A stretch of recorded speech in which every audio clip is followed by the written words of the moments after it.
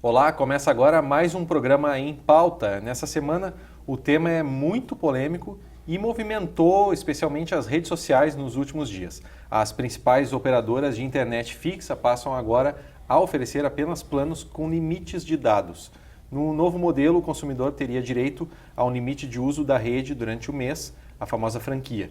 Se esse limite for ultrapassado, a operadora pode reduzir a velocidade ou mesmo cancelar a conexão até o final do mês. E para falar sobre esse assunto, entender melhor como é que vai funcionar isso, se vai funcionar isso, eu recebo aqui no estúdio hoje Thiago Mendes, que é professor de comunicação digital dos cursos de comunicação aqui da Fevale. Seja bem-vindo, Mendes. Boa tarde. Vamos falar um pouquinho então primeiro sobre o que é essa resolução e o que vai acontecer, na verdade, ou se vai acontecer alguma coisa, como eu falei na abertura. Então, vamos explicar essa bagunça toda. Vamos lá. Então, a resolução, ela na verdade parte, e é até peculiar a forma como isso aconteceu, né? Ela partiu de um movimento de uma operadora, o que torna tudo ainda mais estranho, né? Então, a resolução da Anatel permite, valida a prática de limitar a quantidade de dados que tu pode gastar num mês, né, a partir de um franqueamento pré-estabelecido, como é feito já com a telefonia móvel há muito tempo. Né? E esse franqueamento, então, no momento em que tu ultrapassa esse limite de dados, a tua conexão cai de velocidade ou tu perde a própria conexão. Né? E essa é a lógica que se estabelece. Isso passa a acontecer no momento em que a Vivo entra no mercado de internet fixa. Ela então operava só na internet móvel. O timing foi exatamente esse, né? Foi exatamente. A fusão na compra da a Vivo. Compra da GVT.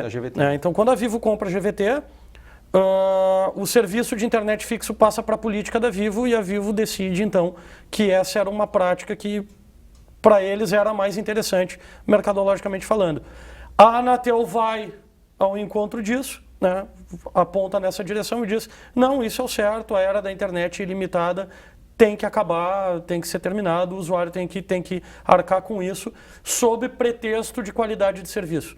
A declaração do próprio presidente da Anatel. O presidente da Anatel diz, então, que a qualidade do serviço, para manter a qualidade do serviço, tem que franquear os dados para que as pessoas passem a consumir um pouco menos ou, em consumindo mais, esses dados eles acabam revertendo em capital financeiro para reinvestimento, ou seja lá por que for. Né? Esse é o argumento utilizado.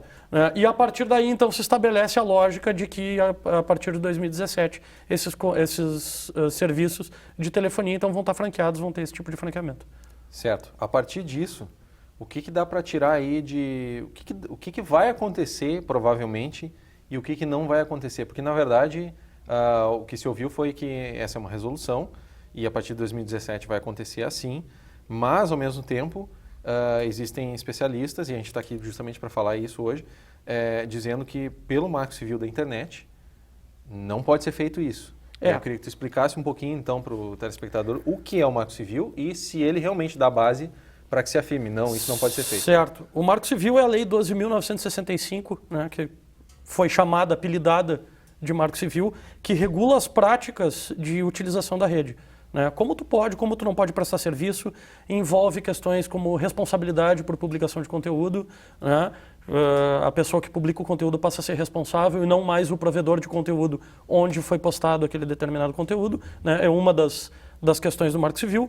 A segunda questão é o direito à privacidade, as pessoas não podem mais ter a privacidade invadida sob penalização, né? E a terceira questão, que é a questão onde envolve essa questão das operadoras, que é o que a gente chama de neutralidade de rede. Né? O artigo 9º do Marco Civil, ele diz o seguinte, que em hipótese alguma, uma provedora de serviço de dados, ou seja, uma operadora de internet, pode discriminar o serviço, né, por qualquer forma. Então, o texto do artigo 9º, eu estou com ele aqui justamente para poder explicar isso direitinho, né? O responsável pela transmissão, comutação ou roteamento tem o dever de tratar de forma isonômica, ou seja, de forma igualitária, né, quaisquer pacotes de dados sem distinção por conteúdo, origem e destino, serviço ou aplicação. Ou seja, tu não pode discriminar quando tu vende um serviço. E aí no parágrafo 1º diz que a discriminação ou degradação do tráfego, né, a degradação nesse caso é a redução de velocidade, né, será regulamentada nos termos das atribuições privativas do Presidente da República, previstas no inciso do artigo 84 da Constituição, né, que não é a questão aqui, e que tem que ser ouvido a agência reguladora, no caso a Anatel, e o Comitê Gestor de Internet. Né, são as duas coisas que o Marco Civil pressupõe. Só que daí, né, se fica... existem alguns requisitos técnicos para que a degradação possa ser autorizada. Um deles é a qualidade do serviço. Tá? Então, o argumento das operadoras e a Anatel chancela é que o volume excessivo de utilização de dados da rede brasileira está degradando o serviço, está deteriorando a qualidade do serviço, o que não é verdade. Né? A qualidade do serviço não mudou nos últimos 10 anos, mesmo em função do aumento estúpido de consumo de dados que a gente tem hoje. Né? Isso não mudou, a degradação do serviço não existe, né? A qualidade do serviço não existe. Então esse argumento ele não é válido. E tem uma maneira de comprovar esse argumento tecnicamente? Não, a gente pode pegar, por exemplo, um relatório técnico da latência das transmissões de internet nos últimos 5 anos. Né? O importante nesse sentido é que mesmo a Anatel se manifestando, o Comitê Gestor de Internet ainda não se manifestou. A Anatel é uma agência reguladora que deveria estar preocupada em zelar pelo cidadão, né? Porque o objetivo da agência reguladora não é defender as operadoras, é zelar pelo pronto atendimento aos direitos do cidadão. Né? Ela foi com as operadoras na decisão. Né? Ela tomou o caminho de apoiar as operadoras. O Comitê Gestor de Internet, que é mais independente porque não está associado a governo, né? O Comitê Gestor de Internet é um órgão independente no Brasil, ele não tem relação governamental alguma, ele não se pronunciou ainda. É muito possível que o pronunciamento dele diga, não, olha só, isso aqui não está valendo. Né? Então, a gente tem uma questão política muito forte envolvendo aí, evidentemente, né? E essa questão é o que vai pautar os próximos passos disso aí. Eu, pessoalmente, acredito que isso não vai passar. Eu acredito que seja uma prática que vai morrer porque não tem como ganhar força, sobretudo com a pressão popular. Bom, tem praticamente aí 8 meses para se discutir isso até que chegue 2017, que é quando começaria a valer. Isso. Nesses 8 meses, tu acredita que há uma maneira de se discutir, chegar ou a um meio termo ou acabar com isso de vez? Ou as implicações políticas, especialmente no momento turbulento da política brasileira, vão prevalecer? Então, né, essa prática, essa decisão ou essa situação que se gerou, ela na verdade vem num momento um tanto quanto peculiar. Assim. A gente tem uma instabilidade política, uma atribulação política complicada. Né? Em meio a isso tudo, cai-se uma bomba que envolve literalmente o direito da pessoa de adquirir informação, né? Ou a capacidade das pessoas de poder se manifestar no ciberespaço, né? No meio digital. Como a gente tem uns 8 meses por aí e as grandes entidades sociais que visam por questões de direito, mesmo direito digital ou outras coisas, não se pronunciaram, todas, a OAB já se pronunciou, mas as outras ainda não se pronunciaram, eu acredito que esse tipo de movimentação que vai acontecer em seguida, vai acabar levando o judiciário a ter que analisar isso de outra forma. Né? Até porque isso tem uma série de interesses envolvidos. Né?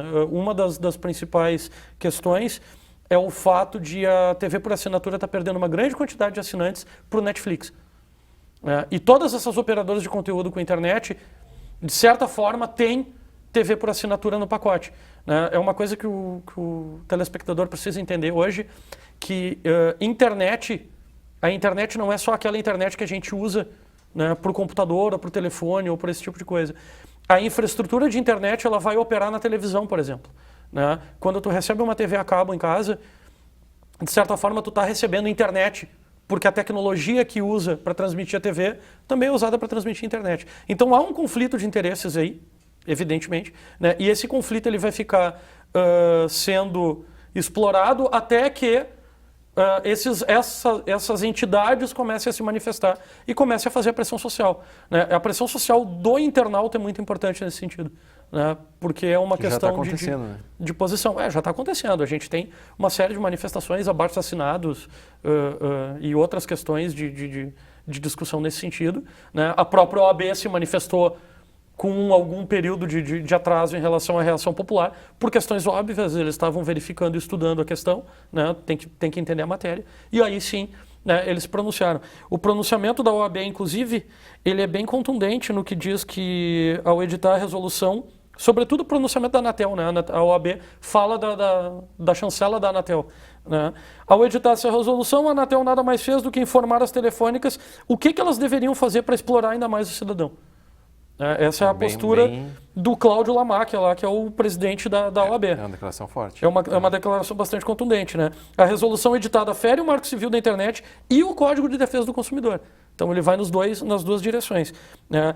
E para isso a Anatel parece se esquecer que nenhuma norma ou resolução institucional pode ser contrária ao que define a legislação. Então a norma está dizendo, né, o próprio artigo 9º ali, ele vai depois nos outros parágrafos afirmar que o usuário ele não pode causar dano aos usuários de nenhuma maneira, né? Então a transmissão da internet não pode causar danos.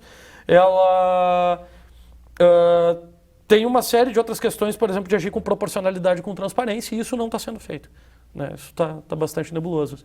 A questão tu falasse da qualidade do serviço, a gente falou agora, eu perguntei se teria uma maneira técnica de comprovar, né, que a qualidade do serviço não mudou. E, na verdade, se tu comparar, assim, pelo menos de experiência prática com quem mora fora do país e tem esse relato, que é o primeiro choque que a pessoa tem, né?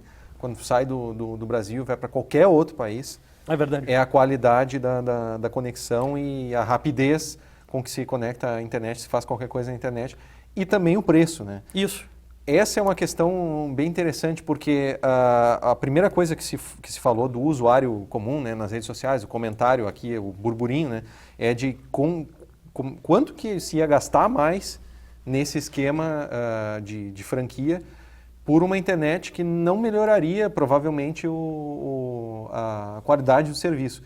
E para se manter o que já se faz hoje, ou seja, se estagnasse o uso de internet, se estagnasse o uso médio de internet de cada usuário, se isso fosse estagnado, o quanto que se gastaria a mais em um esquema de franquia sem que essa qualidade aumentasse. Isso é realmente uma... Não, então, né, a própria lógica das operadoras para o serviço, né, ela opera da seguinte forma.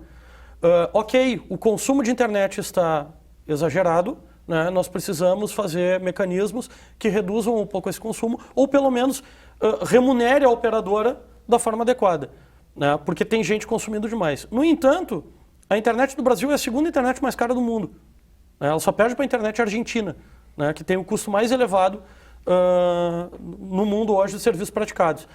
E aí a lógica que foi utilizada é a seguinte: para o sujeito que usa pouco a internet, esse é o plano atual. Os planos de internet atuais são esse plano que ele vai ter que usar, que já são caros. Né? Para o usuário que precisa de uma maior quantidade, ou talvez de internet limitada, o custo do serviço vai ser ainda mais caro.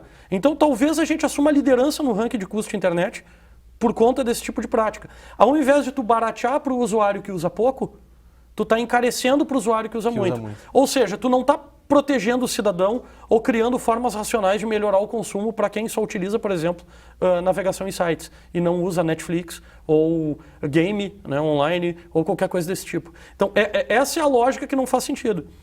Evidentemente que existem outros países que têm essa questão do consumo com franqueamento. Uhum. Né? Nos Estados Unidos, por exemplo, a gente tem o caso da Comcast, que é uma operadora americana, né, e que cobra por 300 GB, que é maior do que o plano mais caro que as operadoras pretendem utilizar, que é 160, eu acho, né, um valor 47 vezes menor do que o praticado no Brasil. 47 vezes. Tu pega o preço da operadora, divide por 47 e esse é o preço da internet americana. Mas aí se pode ter franquia, né? Porque eu não me importo de pagar 47 vezes menos e ter uma franquia de 300 GB, por exemplo. Eu quero seguir nesse assunto logo depois no próximo bloco. A gente vai para um breve intervalo e voltamos já com o Em Pauta.